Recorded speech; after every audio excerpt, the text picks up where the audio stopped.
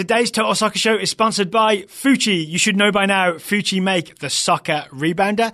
You can use it to work on your skills, maybe work on your instep. I'm pretty sure all of the Toronto players have been using it based on that first goal they scored against Seattle in MLS Cup. They basically used the Fuchi stance that I take anyway when they made all those passes down the field. You can also play against an opponent. You can make it sort of a backyard soccer game where you rebound it against the net and your opponent tries to do the same. If you want to get one in time for Christmas, you've got to get it before December 15th so they can ship it ready for the 24th. You go to playfuchi.com. The link will be in the show notes. You use the discount code TSS2017. That's TSS 2017 for the biggest discount in the whole world on a Fuchi rebounder.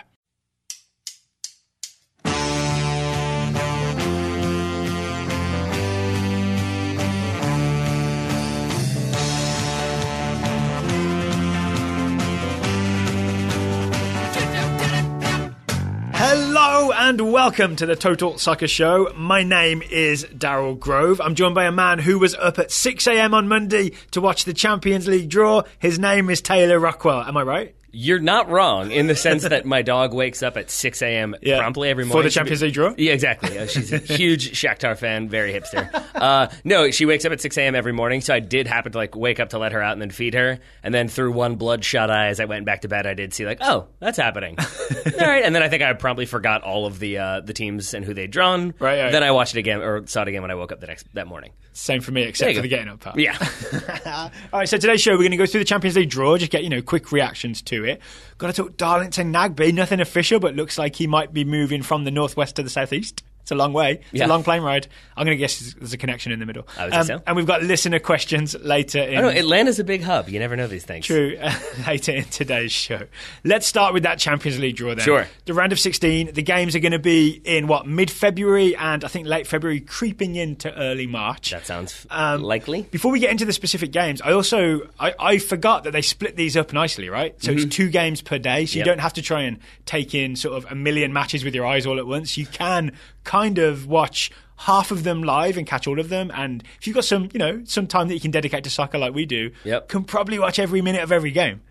Yes, and then broadcasters don't have to choose and can put out all the games, and then they can make more money. So I think everybody's happy. Everybody wins, except the teams that didn't. It's just gonna be money is going to be a theme of today's show, I think. So it's good to get it out early. So everybody wins except Borussia Dortmund. Well, there's that. In both cases, we're going to be talking. We'll talk Bundesliga finances. Speaking of that, actually, they kind of come up for me in the first draw. Okay, so first game, Juventus Tottenham. Yes, Juventus Tottenham. Which is one... by the way, we're just going to go through each sort of draw and give quick reactions to it rather than any deep analysis. I think I had the reaction to this one that probably a lot of Tottenham fans had, which is oh no, we've drawn Juventus. That's not good. But then you kind of think about this for a second and you realize that Tottenham finished top of their group ahead of Real Madrid and Borussia Dortmund. Scared of no one. Yeah, Juventus second behind Barcelona, so, great assault there. But third in Serie A right now. So, struggling a little bit. It's not quite as oh no, they've drawn Juventus. Well, that's that. I think Tottenham have a decent chance in this one. I think I heard on the Game podcast, they were talking about how this is because it's a big name team, it'll fill Wembley and you'll have this great atmosphere.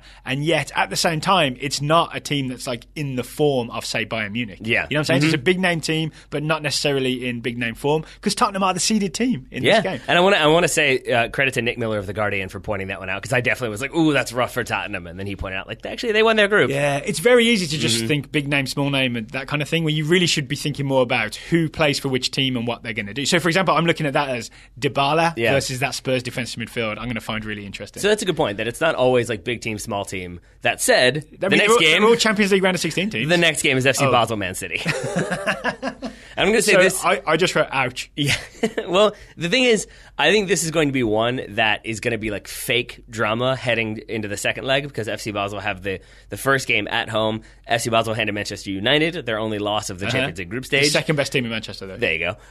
It's true. Taylor doesn't lie. I feel like this one could easily be, not easily, but could be 0-0 leaving FC Basel, and it's going to be a whole conversation about who is this one poised for a dramatic upset, and then City win 5-0. Gabriel Jesus hat-trick. Yes, exactly. FC Porto versus Liverpool. I wrote down, this is very glib analysis, Mexico versus Presquiso. Wow. I'm going to let you sit in that one for a second. Okay. I told you there wasn't deep research. I've gone with... go ahead. We talked about how many Mexican national team players play for Porto. Right. And this really does have Four, a big right? interest. We missed one last time. We missed Leun. Yeah, so it's Leun, Herrera, Tecatito himself, and I'm one missing. Who am I missing? Diego Reyes is who you're Diego missing. Reyes, of course, because I gave the thumbs up to Felipe for getting sent off, because probably Diego Reyes is going to get to start against Liverpool. And with that in mind, not really with that in mind, but that's a way to segue, I said this is the draw that could finish 7-2 on aggregate, or it could go to penalties, basically. I really have no idea, because both teams have a tendency to have like big results. Liverpool getting two different seven goal results in the group stage, but also kind of blowing a couple games against Sevilla. So it's up in the air as to which teams are going to show up and how they're going to show up. Pour one out from Maribor.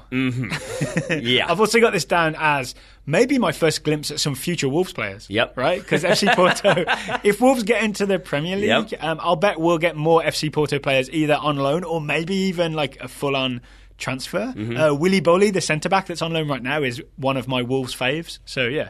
But don't worry, Liverpool fans. Porto fans, you probably should worry for the reasons Daryl just listed. I think Liverpool have a decent chance in this one, though. Okay. Frankly, I think most of the English teams have a good chance in these. Next game on my list is, I'm going to say, the glamour tie.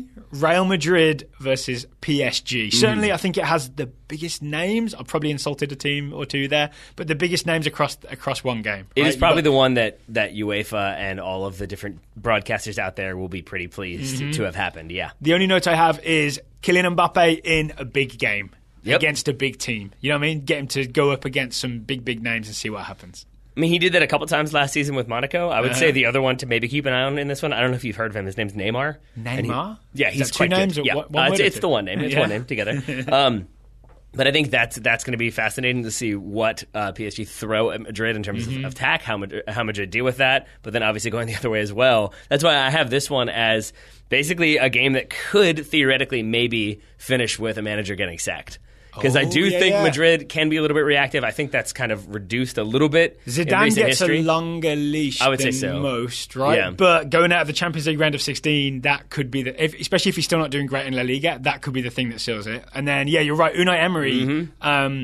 Really, PSG, it's all, even though they didn't win Ligue 1 last year, it's really all about like going deep into the Champions League to prove that it was worth spending all this money. Yep, and you think about the ways they've been eliminated from the Champions League in seasons past, and I think to get knocked out in the first group stage games first knockout round would not go very well with the PSG board. So I'll be really interested as well, because this is really a sort of do or die in terms of get through or don't. I'll be interested to see how Neymar and Mbappe are deployed. Like, do they get tasked with some defensive work?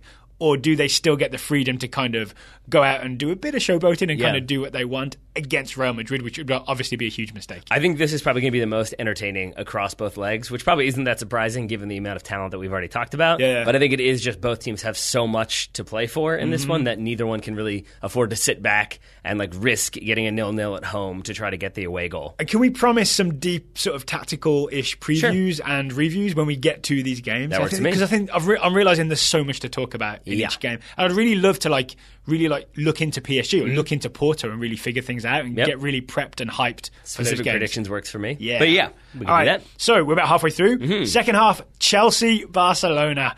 I feel like Chelsea, they finished second, so they were always going to get sort of a worse draw than the other English teams who all finished first. But to get Barcelona is about as bad as it could go. I think it was statistically the one that was most likely. They could have also gotten PSG and Besiktas. So I think they probably would have preferred Besiktas out of those possible teams, So, but also a rough draw for Barcelona because you finish first, you get the honour, or you get the, what's the word? You get the advantage of being drawn against a second place finisher. And then you get Chelsea. Yep. And a Chelsea team that, even though it was a decent amount of time ago, will not have forgotten the last time Barcelona came to Stamford Bridge. That would be the Didier Drogba screaming into the camera game. I was going to say Didier Drogba says this draw's a disgrace. Exactly. But I do think you're going to see a lot of booing. It's going to be a very hostile reception for Barcelona at Stamford Bridge. Bayern Munich, Besiktas. I think this is an interesting game because I get to see Ricardo Quaresma against David Alaba. Imagine that. Yep. I have this as Germany versus South Korea from 2002.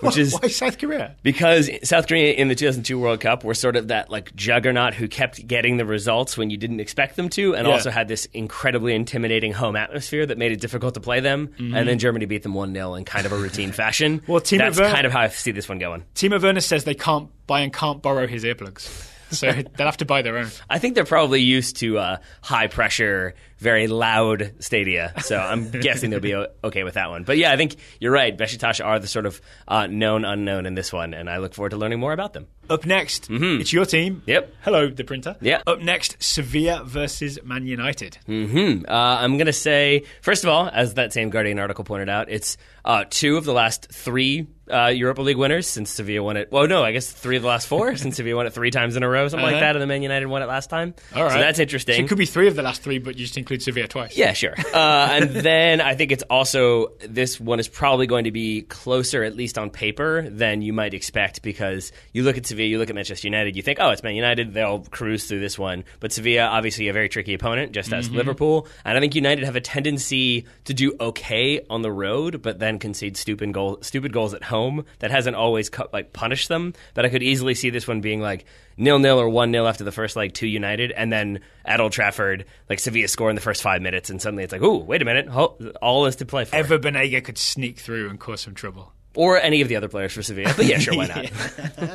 All right, final game on the list. Shakhtar versus Roma. Probably will get the least attention, right? Ismaili is the guy I'm going to be watching. I know that Pep is a fan, right? Pep mentioned him a couple of times. And Bernard. Remember Bernard with the great sort of the great bending shot against Man City? I do feel like we get one of these draws every knockout round where it's like the 2 teams that you look at them, you start to think about them, and you're like, okay, I could see like why this would be a really, really compelling game, and it could end up being like a super compelling one, but you probably won't get much coverage of it no matter what. Here's the thing: this is your best chance of seeing an American, I'm going to say, because there's a rumor out there right now that Tyler Adams is being linked with Roma. Yeah. If that move were to happen, it might happen in January, which means they could add him to the Champions League roster. So possibly Tyler Adams playing for Roma in the round of 16. Yeah. You don't believe it's not that likely, is it? I feel like you could see him in the stands, certainly. That's a possibility. In the matchday squad, watching Daniele De Rossi and taking notes? Maybe. Yeah. Yeah, I mean, I think that rumor has died down a little bit. We'll see if anything else comes of Actually, it. the new Tyler Adams rumor is that he might be going to train with RB Leipzig for a month or so. Yeah, I think they're trying to figure out a way to make it so that he can do the January camp, but also go train with RB Leipzig. Yeah, so or Salzburg or one of the other RBs out there in the world. He needs a transatlantic hyperloop really fast. Sure. That's what he needs. Why not? I think the other non-Mexican North American interest is Atiba Hutchinson at Besiktas, right? Oh, I mean, and Hector Moreno at Roma as well. Yeah, okay. Center back. Yeah, of course. Yeah. You've got some out there. Plenty to work with there. All right, so the games again are mid-February through to sort of early March. Also, Keylor Navas for Real Madrid. Of course. First leg, second leg. Champions League on the horizon. Yeah. And all that. Let's talk. Struggling to think of any Panamanians playing in the Champions League. I think they might be out. I'm sure people will tweet us if we've got anything wrong. Yeah. Okay. MLS news. Yeah. MLS rumour yesterday was Darlington Nagbe going from Portland to Atlanta. It hasn't happened yet, right? When we hit record, I checked, it hadn't gone through. But the rumour is that Nagbe's being traded from Timbers to Atlanta for basically a bunch of allocation money.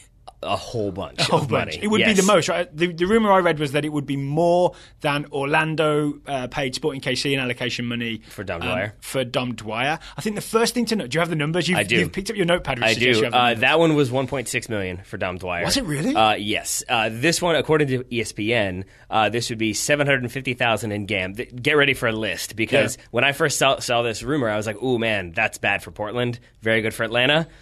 Kind of think the opposite now. Okay. $750,000 in GAM, $300,000 general allocation in money, targeted allocation money. $500,000 to $600,000 in incentive-based That's the part I didn't understand. Yeah. This is from the Jeff Carlisle article, right? Yes. I didn't quite understand what the incentive-based compensation. I understand the idea of incentive-based, but what type of money is it? Is it some sort of allocation money when they receive it? I would assume so. Yeah. Is it a giant check? Sure. Yeah. You know just a giant check that he did it. He scored 5 goals or whatever it might be. Wait, there's more. Plus an international roster spot, plus a sell-on fee, a percentage of the sell-on fee, Plus, they pick up a player from Portland, Oracoyo, which takes $200,000 off of Portland's payroll as well. So you look at all that and you think Portland get a lot out of that one, where they could basically pay down 2 of their current DPs and sign 2 more designated players with all that money coming in. I see. The other thing is, okay, before we get any deeper into this, I did notice when I think I retweeted this, you may have as well, sometimes we double retweet things, a lot of people said, what does this even mean? Yeah. What is allocation money? Yeah. So I think it's maybe worth doing, Definitely not is. a deep explainer, because this could be a whole show, but essentially allocation money is the money you can spend above the salary cap on your roster. And right? the difference between GAM and TAM is, Daryl So Grove. general allocation money is just money you can spend around your roster. Targeted allocation money is you can only spend it on a specific type of player, and it's above the allocation money the league gives you. Currently 1.2, starting next year, an extra 2.8 million. Yep. We're going to be talking about that later in today's show. I still don't fully understand why they don't just raise the salary cap. I know there are very obvious reasons. I still don't fully comprehend them, so feel free to email us. I will explain them to you when we get to the relevant part of the show. Okay, How cool. about that? All right, that works So too. how about the other thing that has come out, sort of the initial rumor came out. Then the reason why this might be happening came out, which is that Darlington Nagbe essentially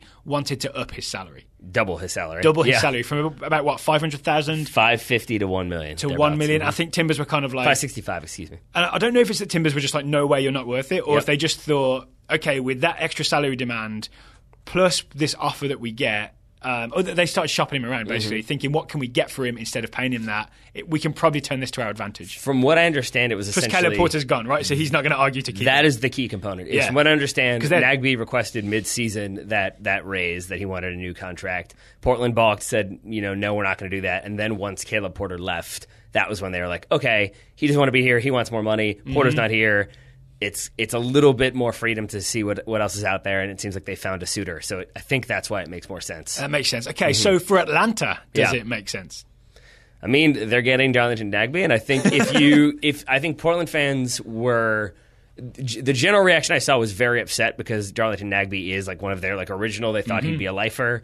He's a darling. Yeah. So to lose him, I think people are upset. Then you look at the compensation they'll get. That is definitely lightening the blow a little bit. But a big thing that I've seen is people arguing that part of the reason why Diego Valeri is able to do what he does, why Diego Char is able to do what he does, is because Darlington Nagbe is able to hold the ball, draw in defenders, draw in the opposition, and that creates a little bit more space for his teammates. Yeah. So I think if that is true, and then you look at what that would mean for Atlanta with players who can already do quite a bit, if you give them even a half second of space, with Darlington Nagbe maybe making that 1 second instead of a half second, suddenly I think Atlanta's already potent attack gets that much more impressive. So I'm excited to see Nagbe at Atlanta because, with all respect to Portland, Atlanta play faster. Right? They play fast and on the counter. And I kind of think sometimes my one criticism maybe of Nagbe attacking is sometimes he takes a little time to move the ball on. I would like to see him have to pinball it around with all those other players. Yeah. But I also think that maybe, as excited as you get about okay, it's Nagbe and Assad and Almiron and Vriaba, I still think maybe one of those players might be leaving, and Nagbe is more of a replacement for a guy they might sell, looking at you, Almiron, as opposed to an extra piece to add to the already fearsome attack. This is true. And I would also... Just to prepare Atlanta fans for that. Don't start adding up all the pieces you've got, because it's a long way until March and a lot of moving parts in MLS and a lot of bids to come in for guys like Almiron. And I think what Portland fans would caution you is also that Nagbe can be a little bit erratic and a little bit inconsistent. And he's not always, from a statistic standpoint, the most productive of players. 4 goals, 10 assists in the last 2 seasons for Portland. Not exactly what you would expect for a player who's demanding as much money as he is. That said, there's obviously the intangibles to Darlington Nagbe's game that make him an exciting player, and that U.S. start a whole national separate team reputation as well. Separate statistical category for intangibles. Yeah, sure. That works. And then you just write in any random number. So it is a weird situation in which I think Nagbe's probably going to get the contract he wants. Atlanta will get a star player that they want who can do a lot of good things for them. Portland will get a lot of space. I've also seen rumors that 3 different Chinese clubs are in for Fernando Adi for a lot a lot of money. So Portland rebuild, right? New coach, bunch of new players. Yeah. So I think Portland can be kind of not necessarily optimistic, because I think anytime you lose one of your marquee players, it's always a little bit saddening, but all that money coming in means a lot of new faces coming in, a lot of new talent coming in. Portland tend to spend that money, too. So it'll be exciting to see Portland rebuild. That'll be an interesting storyline in MLS 2018. For Atlanta, there's also Barco coming in. That's not official yet, I don't think, this Argentinian teenager. So that is either another piece to the attack or a replacement for someone who leaves. I feel like they're good either way. The one thing that worries me is this is more and more players ahead of Andrew Carlton. Yeah. And I know he's only 17, so he can't expect to play the whole season. But I'm looking at sort of how many minutes can we get this kid? And every new player that joins means fewer minutes for Andrew Carlton. In Major League Soccer. I think what this speaks to is that a lot of Gwinnett minutes. They're going to put a lot of focus on that USL team with a lot of those younger players that we've talked about both on this show and on the Top Drawer Soccer show. Are we just too excited for Carlton that like USL minutes kind of aren't good enough for me for Andrew Carlton? I want to see him in MLS, but maybe I'm just being greedy? No, I don't think so. I mean, not when you have 17 and 18-year-olds starting in Liga MX, in the Premier League, in the Bundesliga, many leagues around the world. Kai Havertz is doing fine, right? Yeah, I don't think it's like ridiculous to want to see those youngsters, at least what they can do with the senior team. Yeah. That said, it's a long Major League Soccer season. Players tend to get injured. Players tend to get tired. You've got international duty as well. So Carlton could be with Gwinnett and like just get regular minutes, which I guess is good because he's never really had that for a professional team ever, right? So regular minutes for a professional team. I guess Charleston, but like that was not like regular 4 games and he was coming and going with the U17 camp, right? But then called up to the big team to Atlanta for a game here and there, and then back to regular minutes. So really, I guess maybe I've talked myself into being more comfortable with it. There you go. There we go. Or Nagbe will be his USMNT mentor. Why not? Also that. Although Greg Garza could probably do that just as well. We'll see. Okay, listener questions. Yeah. We have 4 listener questions. There's actually quite a variety of things we're going to talk about. There really are. So I won't give a preview. We'll just launch straight into it. How about that? That works for me. So, first question comes from Colin Marshall. Would switching MLS to a European schedule make MLS teams more competitive in the CONCACAF Champions League? Would that switch be beneficial to the USMNT in competitive matches? Should we take the first part first? We'll talk MLS in the CONCACAF Champions League. Sure.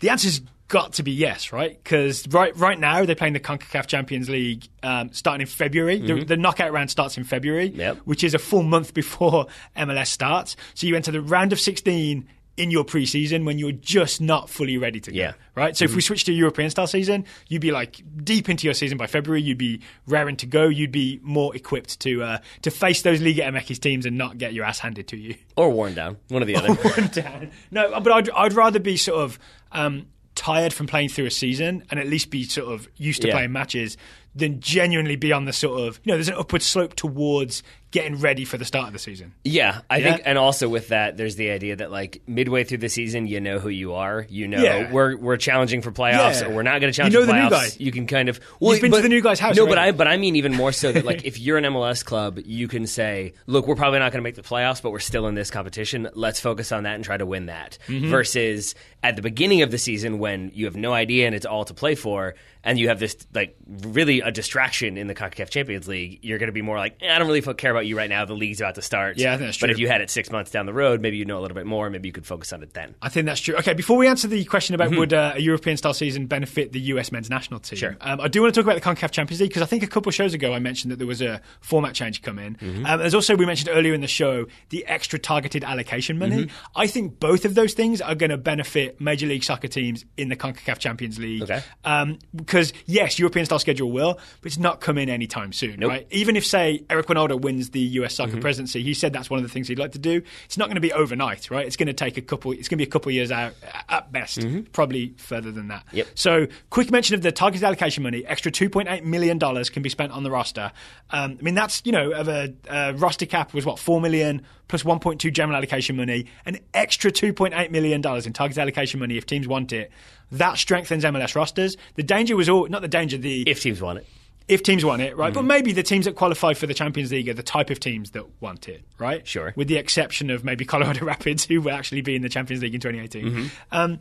It does slightly redress the balance of Liga MX teams having much, much deeper and better rosters than Major League Soccer teams. It doesn't level the playing field, but it tips slightly more towards MLS. Sure. Yeah? I think so. I think there's a lot more work to be done to make MLS teams be able to prioritize that competition. Sure. But it makes the roster deeper, so it makes it more competitive with Liga MX is. Yes. Fair? Okay. I think. Yeah. Well, it doesn't necessarily make the roster deeper, though, right? Because you still have roster limitations. It's more that you can spend more. The quality of the players, yeah. Exactly. And just for the record, targeted allocation money is for players earning over 500,000 and up to 1.5 million. So it's a certain quality of player. It's a Darlington Nagbe quality of player, right? So maybe more of those on a roster is always good. Yes. I dream of a team of 11 Darlington Nagbes. Major League Soccer is one of those things where the more you learn about it, the less I think I understand. Yeah, I mean, it really is. Because the more nuance, like the more you get into a specific thing, the more nuance there is. And like, well, it's actually this, but sometimes it's that. It can be this, though, if this rule's enacted. Every answer raises more questions. Yes, it does. One day we'll do an MLS terminology show, and it will be 3 hours long. I mean, the terminology isn't like, it's like if you get into a rule, if you get into a specific, like when can TAM be used? A rules and regs show. That seems very straightforward until like, as you just found where you were describing it, and it was like, well, maybe, and if, and then, and they can, but if they don't, then... Well, I mean, I can say it's over 500,000 up to 1.5 million. If they use it. If they use it, yeah. Yeah, because there was the ruling was you had to buy it from the league, and I'm still not sure if you buy it dollar for dollar, or if they offer you a deal. You know what I'm saying? If someone knows... Company store. Please let me know. Yeah, company store. The other change that has happened to the CONCACAF Champions League is there is no longer a group stage starting in September. It now goes straight to knockout round in February. So you just play February to April, round of 16 through to the final. Coming up, it's going to be a weird one in 2018 where Seattle, MLS Cup 2016 winners, are going to be our representatives in the 2018 CONCACAF Champions League. That's going to get shifted by the time we get to 2020. You'll win MLS Cup in December. You'll be in the CONCACAF Champions League in February. So MLS will have its best teams, or its most recently best teams, competing in the tournament. Yes. So at least there's that. Okay. You feel like we've answered that? Yeah. Would switching to a European-style season be beneficial to the US men's national team in competitive matches? I have two answers for this. So do I. Okay. Are they yes and no? Yes. Yes. All right. And is it because, it might be for different reasons, but mine is basically... Yes, that would be good because it benefits the players who are playing in Europe, where clubs tend to have a European schedule. It probably doesn't benefit as much players playing in Major League Soccer unless they switch to a European schedule. Oh, that's interesting. Okay, so mine is yes, because the problem right now, for me, is the sort of November games, the October or November games. MLS is over for certain teams that didn't make the playoffs. So you could get important games, important international games. Unless they're contractually obligated to continue to train. Well, yeah, but where you haven't played a competitive match for a little while, or your season's been over for a little while, and then you're expected to perform in an international game. Yeah. So that's always been a downside for me, it's been a downside. I've heard Kartik Krishna make this point as well before, that's a downside for MLS teams is that you get some players, when they go for the US national, sorry, it's a downside to MLS players playing international football, that they're not sharp in October, November sometimes. Right? Yeah. The upside has always been that the guys that are going to the World Cup, obviously none of them this time, but when you go to the World Cup and you've only been playing since March, it's actually good because you're match fit, but you've had a really nice long break, so you're not too tired. So MLS players are sort of primed for the World Cup. Yes, and again, that's good from a national team perspective if you're going to the World Cup. But I still think the more ifs and buts that you have to throw into the operational structure of a league, the worse it's going to get. And I firmly believe that. And so I think when you're playing in a schedule that has conflicts with major tournaments every summer, then whenever you're like, well, okay, we're going to stop for 2 weeks here, but actually we're going to stop for 3 weeks. It just suddenly, like, whenever you have to keep adding in new rules and regulations, it's going to be problematic. And I think in terms of US men's national team, the other big thing to think about is players leaving MLS and improving themselves by going to Europe. If you are on the same schedule, it's a lot easier to make that move, right? You move in January, you move in the summer, your team has that same schedule, so they're more willing to let you go. I think there's a lot of players would have moved to Europe earlier if Major League Soccer was on a European schedule. Yeah, because it all lines up nicely. I agree. And I think because even like now, like we talked about with Tyler Adams, for example, like right now because of the way Major League Soccer is structured, he can go train with European teams and sort of get that little bit of flavor. But maybe then the MLS club is like, yeah, but we want you back. So come on back. But at least you got to go play in Europe for 2 weeks. Whereas I think if they don't coincide as much, there's more opportunity for players to move in a much more like free way because now you don't have to like wait until like, yes, my season's over in October or November, but I have to wait until January when that window opens. Whereas if you coincide with the schedule, you don't miss those windows by 2 or 3 months. Absolutely. And then the final thing, sorry, forgive me, I don't know if you've already said this, but basically to have all of our players on the same schedule would be good. I have not, but yes, that's also a nice little thing. You've got MLS, US national team players on one schedule, European players on a different schedule. Then when they come together, they're all at like different sort of levels of fitness and tiredness and freshness and injuries and whatever. That you've got like an uncoordinated team. They're on different cycles. So yes. So yes is the answer. We would love to switch. We understand the weather problems. I think it's worth trying to address the weather problems or to sort of compensate for them in some way to make this happen. Well, I think when you say weather problems, I feel like you, Daryl, are talking about like the quality of the soccer that you're going to see. No, I'm talking about people kind of freezing to death as they try and play in January.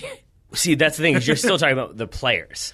I mean, fans. But that's the thing. That's the key thing. Is that's the reason why they don't want to do it. Is because you don't. Yes, you have the conflict come the playoffs, but the idea is that it's the playoffs. That's when everyone's going to want to be there. People aren't going to go want to sit in the stands in January and February and December for like regular season games. Whereas more MLS teams in Buffalo. That's what I say. Well, they'd much rather do that in June and July when they can sit outside and drink beer and watch their team and wear shorts rather than 15 layers of clothing. So that's, I think, part of the reason why is the monetary aspect is why they don't want to switch. More hot chocolate in stadium. Sure. All right. Next question comes from Ira Jersey. Ira wants to know, when do teams that press decide to press and not to press during games? What are some of the, quote, triggers, unquote, you've noticed that cause teams to press and when not to? Ira says, I've been watching Man United, RB Leipzig, Liverpool and Man City for clues. Are there other teams to watch also? Sure. I mean, I think those are some of the big ones. I think really any team, it depends on what system they're playing, because I wouldn't say Man United are like a particularly pressing team. But they do it, right? They did it to Arsenal for those first 15 minutes. At times. And that's the thing, is like I think those are specific instances. The other one that comes to mind was Colombia from a couple summers ago, how they would have like a trap they would spring. Yeah. And so I think, to get to Ira's question, the two things that I would look for is like when suddenly you see a bunch of players moving towards the ball in relation to where that ball is. Because I think you'll see some teams press as soon as the opposition goalkeeper has it. Sometimes teams will wait until that team crosses midfield to try to pounce on them. That's definitely a trigger. I know a lot of teams wait for the mid. They set their line of pressure at midfield. As soon as the other team crosses, then you press and try and impede their progress. Yes. So that's one. And then the other one I would say is which players have the ball. Because I think from like my limited experience and then talking to a few people, thank you, Jason Yesley, that like it can be when the outside opposition fullbacks get the ball, because that's when he's a weak player or because he's in a rough position. Yes, but no, mostly it's because that is the opportunity where you can take away the channel if you get a person in front of him. Yeah. That's where your forward can then step and take away the near center back. You can't play the ball across the field because that's risky. Even dropping it back to the goalkeeper is going to be problematic. His other side is literally out of bounds, so he can't go there. And then probably their like holding midfielder is going to be marked by your number 10. So then all of a sudden there's no real option. So you've kind of, you've put them literally into a corner because they play in a corner. That makes sense to me. I'd also say some teams do it, like a very simple press is just when your player goes, everybody goes with him. So it's almost like the trigger is that say it's Liverpool. I don't know that this is what Liverpool do, but say Firmino goes for Liverpool. It's kind of everybody goes with him, right? So it's almost like when one player at the point of it makes a decision, then the system is that just everybody goes with him then. I don't specifically know that's what Liverpool do, but I can imagine it being that. The farthest forward player makes the decision and then everybody joins him rather than letting him be Billy No Mates doing it. Yeah, and that's the key thing, though. That's what can be so challenging about the press is, and we've seen that before, I feel like every time, like Match of the Day or any analyst breaks down film of a team that's trying to press and doing it poorly, the one that comes to my mind most readily was Arsenal from, I think, when they played Man City, maybe, where it was like Sanchez waving everybody forward. You'd see like one player go and then turn and just be like, "What are we doing?" Because if you have one person go and another, that's not a press. That's just a chase. It's a one-man chase. Or if you have 4 people go and 4 people don't, you still have gaps everywhere and it's not working. You've got to be kind of triggered into the same system. It's a wild goose press. Yep. If just one player goes on their own, something like that. Yeah. The other thing that can happen is you can have a trigger, which is when we lose the ball. That's a very Pep Guardiola thing with Barcelona and now with Manchester City. We noticed it in the Manchester derby.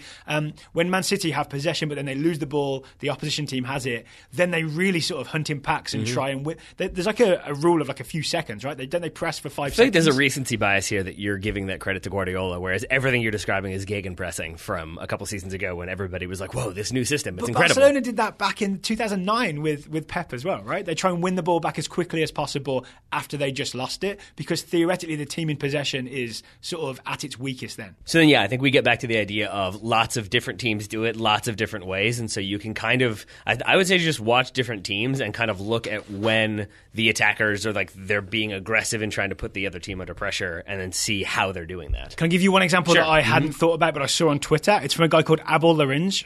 Abel Larinch, I think. He's a first-team analyst for Budapest Honved. Good follow on Twitter. He highlighted a Schalke press, which isn't a team I really think of as pressing. I guess all the pressing happens across town, I always think of.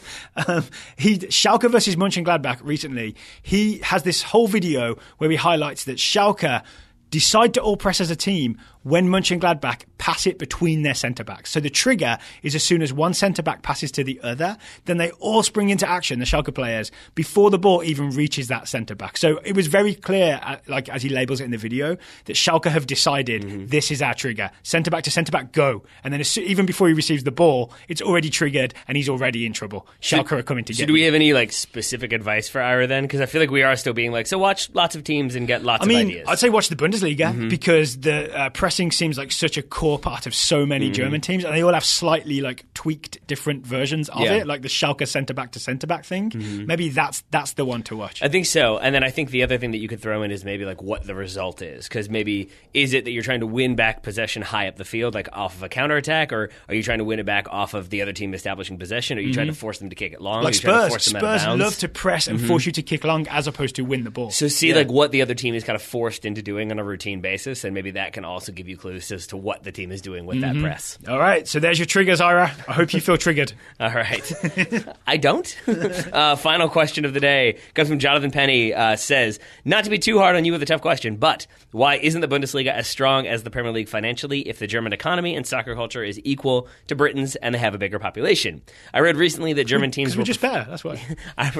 Well, we'll get into it. I read recently that German teams were performing poorly in Europe this season because they had been so heavily rated by Premier League teams in the last couple of years. Just wanted to know how their league isn't up to the Premier League in terms of investment and depth of teams. I think this is a really interesting question. Germany is the biggest economy in the EU. I knew that, and I double-checked it before recording to make sure. And yet there seems to be more money in the English game. Yeah, that's strange, right? Not really, I think. I think it's if you're trying to make that connection that like domestic economy correlates with domestic soccer market, then MLS should be huge. Yeah, and I think, well, maybe, but I think the reality is that like so oftentimes sport is an international marketplace, basically. Yeah. So like, yes, the Bundesliga is in Germany, but it is shown everywhere in the world and players come from everywhere in the world. So too, very much the case with the Premier League, more so with the Premier League. And I think that's the key thing, is that you've got so many eyes on it from around the world that doesn't really matter. Even I feel like England could be in a recession and you'd still have tons and tons of money pumping into that economy.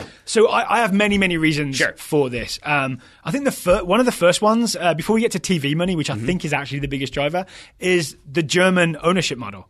So the 50+1 rule, as it's sort of colloquially known, is that the team has to be majority owned by club members, which essentially means that German teams, it's much harder for a German team to sell out to like Roman Abramovich or some oil money or that kind of thing. So you can't get a billionaire takeover, right? That's the major reason that German teams don't have just Man City type money to throw around, right? In addition to that, part of German soccer culture that I think is related to the 50+1 is ticket prices are low.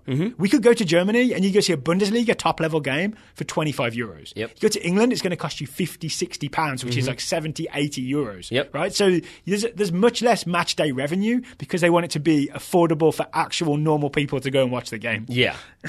Which is like very good for the people who want to watch soccer in Germany.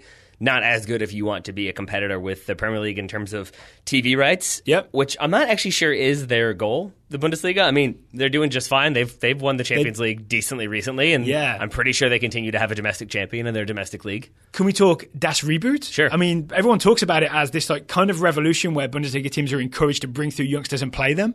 That's happening, right? They're bringing through youngsters and playing them, which means they don't have to go out and spend big money to bolster their teams. That's why there are guys like Kai Havertz in the Bayer Leverkusen first team, right? Yes, and that's definitely true. I still think there's It's not really a chicken or the egg, because that definitely came first, because that was after, Euro 2000. But there's also the element of they also couldn't, I think. They cannot outspend their Premier League competition. So then you sort of have to look... Bayern, though? I always feel like if Bayern wanted to be sort of one of the teams that were talked about when, say, Ronaldo's on the move, I'm sure they could have found the money to put a bid in for Cristiano Ronaldo, but just didn't for some reason. Well, like, maybe it's just not set. Like maybe they're just. I can tell you the reason. The reason is you don't want to establish the precedent. If you're Bayern Munich and you say, yeah, we can spend 90 million euro or 100 million euro or whatever, then the next time a big name player comes up, you're linked with them, and you're linked with them not for a more reasonable fee, but for that incredibly elevated fee.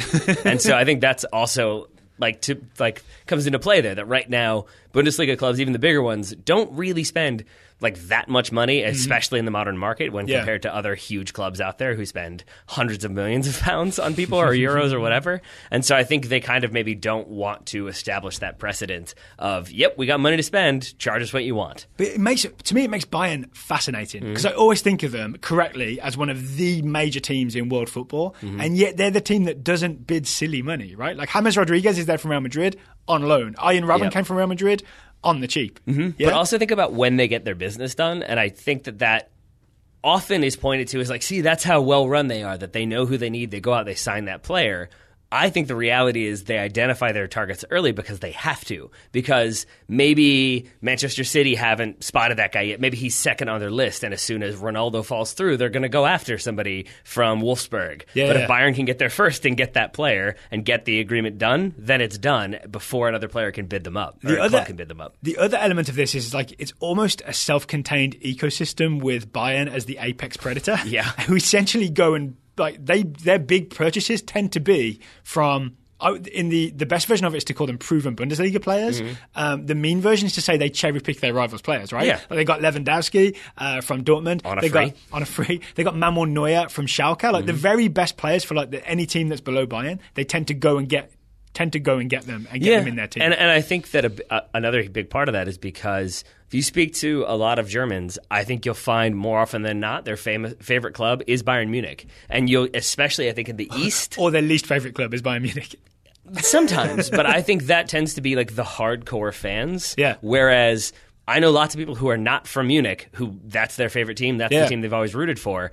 And I think that then permeates to the entire Bundesliga, Bundesliga 2, players in there that Bayern or Bayern. It's the same thing that happens with Portuguese and Spanish players. Madrid and Barcelona or Madrid and Barcelona. You kind of grow up idolizing those two teams, so when you have the opportunity to play for them, you're going to take it. I think the other thing is the TV money. We got to talk about. That is the thing for me. Yeah, it is the thing. I would say that the Bundesliga is catching up to the Premier League in terms of its TV deals.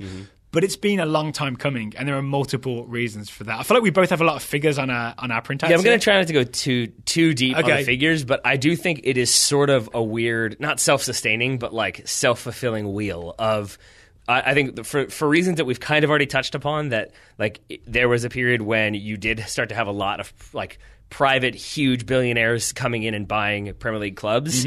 Corresponded with maybe them starting to get more Abramovich, right? Yeah, and they started to get a little bit more TV money. So, and I think that continues. So basically, the more TV revenue you get, the more, because of the model the Premier League uses, it's more or less equally spread. I think there's some incentives in there and where you finish and stuff like that. But generally speaking, if you're bottom of the table, you're going to get more money than anywhere else in the world. And so, in terms of corresponding to them, but also, a lot of times you might make more money if you're a relegation team than, say, Bayern Munich off of your TV deal. And so I think then you have more money to spend on transfers, on wages, and on infrastructure, which then, big name players are going to see and think, yeah, sure, I'll go play for you. Yep. And then when it comes time to renegotiate a new TV deal, suddenly 17 of the teams in your league have marquee players that are marketable. You can sell more TV revenue, and then you start to make more money. Or TV rights, rather. Yeah, it's just a circle that keeps going around. What's it, self-fulfilling? That's what I couldn't remember. Prophecy? It's not a self-fulfilling prophecy, but it's not self-sustaining either. I don't even know what it is, but it's a wheel. It's a wheel. And I think my Exhibit A argument for this one is one that we just kind of forget, is that Xherdan Shaqiri plays for Stoke City. And that's a dude who, it's insane to me that is the case. I had the same thought this weekend when I was watching Stoke Spurs. Right? Yeah. And it's just this is a guy who went from, I think it was Basel, I think he was a Basel player, went to Bayern Munich. Yep. Then things didn't quite work out, went to Inter, and then I think ended up at Stoke. But Bayern, Inter, Stoke, and he probably makes more money than ever at Stoke. That's the thing, is that outside of a few clubs outside of England, then you're looking at like, unless you're looking at reputation of like Bayern, Barca, Real, maybe PSG, and even then that's still a lot of money nowadays for PSG. But like, then you're looking at like, are Inter Milan going to pay me as much as Stoke? Probably not. Are AC Milan going to pay me as much? Maybe, but probably not. And so then it becomes, I'll go play for a Premier League side. I won't do as much, but I'll make more money. So here's the thing then. I think the core to the answer here. Why does Germany have a bigger economy and yet in England the TV rights are worth more? Yeah. I think it's all to do with how the two TV ecosystems developed, right? Okay. So in the early 90s, there was Sky Television in England, which was, a satellite subscription service. It was kind of new. And the way they drove subscriptions was the Premier League broke away from the rest of the league and just existed as its own thing to sell its TV rights on its own. And those two things happened together so that Sky could spend big money on Premier League TV rights to drive subscribers, and they kind of have evolved together. And Sky now charges more than it ever did to get their service, and the Premier League brings in more TV money than ever. Those two things have gone hand in hand, right? In Germany, it hasn't quite been the same thing. As I understand it, essentially, it was really hard to drive up the price of the TV rights in Germany because there's a tradition of soccer being free to air, right? So you couldn't put it behind a paywall and then drive up the price and then pull all the subscribers over because there's a tradition of putting it on free to air TV so anyone could watch it and then the TV rights weren't worth that much, right? Now they do have a lot of it behind the Sky are over there as well, a Sky paywall, so the rights are going up and up. I think recently they broke the 1 billion per season barrier in Bundesliga TV rights, right? So they don't match the Premier League, but it's getting closer than it's ever been. Yes, but still a huge gap. And you look at that in terms of, I believe I'm correct in saying that for 2017, the wage bill of the 20 Premier League clubs is more than that of the Bundesliga, Serie A, and La Liga combined. That makes sense. So I think then you're looking at that as one league can pay more than 3 leagues combined. You start to understand. And it's all mostly TV money, right? Yep. I mean, that said, the bigger your stadium, the more tickets you can sell, the more money you're going to make because you do have clubs like Manchester United who have a large stadium. You can't pay wages with stadium money in the Premier League anymore. You can make a lot of money off of match day revenue. That's definitely a big part of it because I remember looking at Man United's finances way back when there was all the all the crazy loans and everybody, the hedge fund loans and all that kind of stuff, and people were freaking out about the debt to income ratio. And a big part of their income is from that match day because you've got a huge stadium, which is why you have clubs like Tottenham and West Ham wanting bigger and bigger stadiums so you can sell more tickets. Okay, that's fair. That's fair. All right. So, do you have the figures? I quickly looked at early 2000s. Bundesliga was selling for 300 million euros per year. Later, late 2000s, I think, 800 million per year, and now it is 1 billion euros per year. Yeah. So I basically think my argument is that this is going to change because there's also the Bundesliga seem to be not deliberately but having the 50+1 thing loosened by teams like RB Leipzig may set a precedent of essentially finding loopholes in 50+1 and more money is going to come into the Bundesliga and you may see it be sort of not as sensible in the very near future, especially if teams start getting left behind. If they feel like they're left behind by Premier League teams in terms of European competition, you may see the Bundesliga start spending more. I guess that's what I'm confused by. So what are you saying is going to change? Are you just saying that Bundesliga is going to spend more? Yes. Okay. I think that because there'll be more TV money and because they might have more sort of wealthy ownership groups like the Red Bull people come in and spend some money, I think the Bundesliga is going to change at least a little bit. I think if you're talking about marketability, though, one thing that remains is the fact that, and it's kind of insane because I really wouldn't have thought this was the case, so hear me out, listeners, but the reality is the Premier League is more competitive, and I mean that from the sense of that you have more teams winning it lately. It's still not 20 teams can win in any season, but if I said not maybe now, but if I said after Pep leaves, who could win it? Yeah, you would say maybe City, maybe Man United, maybe Chelsea, maybe Arsenal. I could see Liverpool. There's many teams in there. Leicester, out of nowhere. Whereas Germany, it's probably going to be Bayern at least lately. Now that wasn't the case back when Bayern had to start spending money to stay competitive, but I think that's the case. La Liga, it's going to be one of 3 teams usually. France, one of 2. So it just seems like that sort of also hurts the marketability of the league a little bit because at the end of the day, if you're a great German club, there's a decent chance that Bayern Munich are going to come in and sign your 2 best players. And the final thing is that the Premier League is in English, so you can sell the global rights for a lot more than you can the Bundesliga because English is a lot of people's second language, right? So it's a lot easier to sell it overseas. Right now, the Premier League, the 2016 to 2019 package that they sold is worth, £5.1 billion just from UK domestic rights, then another £3 billion from the rest of the world. That that's where a lot of the money comes in. £8.1 billion global. What's that, like 10 million $10 billion $10.78 billion. Yep. And they're about to put the 2019 to 2022 package out to tender. The money will go up. Yep. Yeah. So I'm sort of saying that Bundesliga deal is good, the new one that they got that was about just over $1 billion a season. Yeah. Premier League's about to eclipse that, and they'll be chasing them once again. And I do think also worth noting as well, the structure of the payments is important, because I know that like you're not just splitting that 20 ways, and so the team from like I think annually with that 8.1 that would break down to like 10 billion, that's 180 million per club if you just divided that all up. And that's not it. But say each club gets 150 million. Like right now, Eibar, who were last in La Liga, get 15 million. So even just there, you're going to get at least 100 million more if you're a Premier League Here's club. An extra thing. Bundesliga, they split 20% of all the revenue, the TV revenue, with two Bundesliga teams. Yeah. As in Bundesliga 2 teams. Yep. So 20%'s already gone to the lower division. But Premier League literally is a breakaway league, right? There's the Football League and the Championship where Wolves are is at the top of it. Premier League is a breakaway, so that's part of the reason they negotiated that separately, is so that all the money could stay with them at the top. So that's like good if you're in the Premier League and want the Premier League That's to where remain. everyone wants to get there. Yeah. And if you want them to remain like that top league in the world. But I think you will continue to see the disparity then between the Premier League and the Championship. And we still aren't in that place where it's like the three go up, the three go back down. But it does seem like the more money comes into the Premier League, the more likely that is to be. Well, no, because they get parachute payments, right? There's money follows you down to the Championship from the Premier League. Oh, I know that. What I mean then is that I feel like you're getting to the point where you're going to have like the same clubs going up and down, because there's just such a huge gap that if you stay in the Premier League, you get so much more money for staying in the Premier League that the next season it's going to be a little bit harder for teams to catch up. And I just think you're going to have more of a disparity versus Germany, where there is that revenue sharing, where there is maybe an emphasis on 50+1 homegrown players, developing your players that are in your neighborhood. It's going to be better for like German soccer on the long run. All right. Speaking of the long run, let's switch to the TSS Scouting Network. Sounds good to me. We did have a fourth question, but we've kind of run out of time, so we'll have to get to that maybe later this week or next week.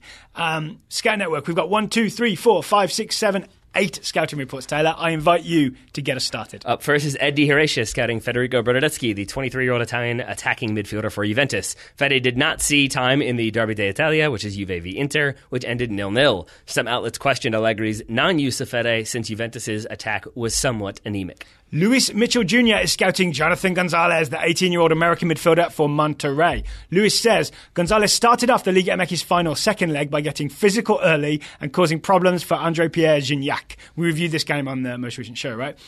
However, he was definitely culpable for the Tigres opener, agree. And Luis also blames him for Francisco Meza's winner. We kind of disagree, right? I definitely disagree. He was subbed out in the 79th with the announcers and Luis saying it was probably so Monterrey could get another attacker on the field. Yeah, Benitez won the penalty that Hurtado missed, right? Side note, Juan Carlos Osorio has verbalized where Gonzalez would play for Mexico if he were to switch to the Mexican national team. So it seems JCO isn't going down without a fight. Hands off. Brandon Colvin scouting Brahim Diaz, 18-year-old Spanish attacker for Manchester City. Not surprisingly, Diaz did not appear in this weekend's high-stakes Manchester derby. However, he was a 62nd minute sub in City's midweek Champions League fixture at Shakhtar Donetsk. Playing on the left wing, Diaz's aggressive dribbling set up a great chance that Gabriel Jesus failed to finish, and he also earned City a late free kick in a dangerous position. Notably, Diaz demonstrated solid attacking chemistry with fellow academy product Phil Foden, who played as an overlapping left wing back. Go on, Phil Foden. And Brahim Diaz. Charlie McHugh is scouting Trent Alexander-Arnold, the 19-year-old English right-back for Liverpool.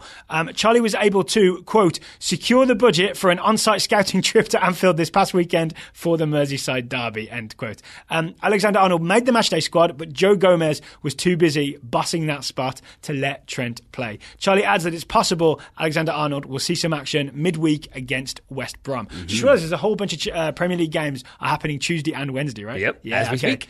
Russell Varner scouting Hugo Arellano, the 19-year-old American defender for the LA Galaxy. The Galaxy today, when Russell sent this report, announced their protected list of the 2017 MLS expansion draft, which included Hugo Arellano, as homegrown players are apparently automatically protected. Yep. The Galaxy have not officially announced any signings, but it's been reported that Norwegian defender Jørgen Skjelvik, sure.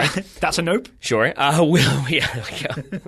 Chance. Will join the club in a deal that will make him one of the league's highest paid defenders. That means more more competition for Arellano, who has spent at least part of the offseason practicing his piano skills, which are apparently very impressive. Good to have a backup career. Yeah. Ryan Marzak is scouting Josh Onoma, the 20-year-old English midfielder on loan at Aston Villa from Tottenham English Modric.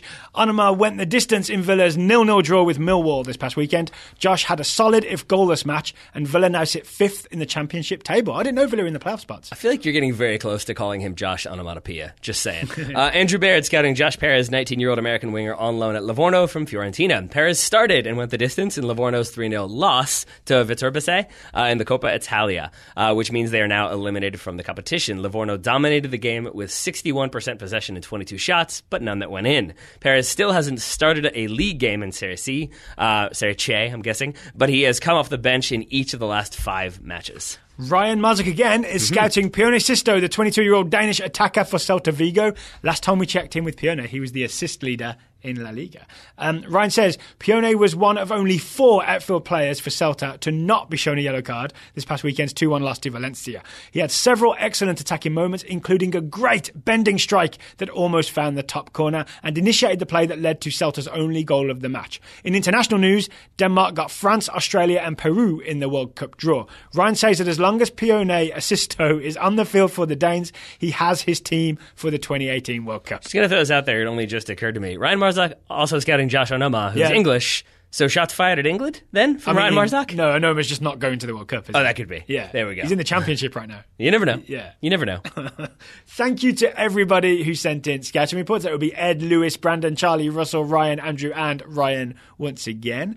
Thank you to Jonathan, Colin, and Ira for today's questions. If you'd like to support the Total Soccer Show, go to totalsoccershow.com/join. Join at the $5 a month level. You will join the TSS Scouting Network. We'll assign you a young player to scout. Join at the $10 a month level. You'll join the Scouting Network, and we guarantee to answer 1 question per month on the Total Soccer Show. That we do. All that remains to say is, Taylor Rockwell, thank you for taking the time to talk to me today. Right back at you, buddy. Listeners, thank you for listening. We'll be back tomorrow with our roundup of all the Premier League and we think some Bundesliga, Pulisic's new boss, action. Until then, we'll talk to you tomorrow.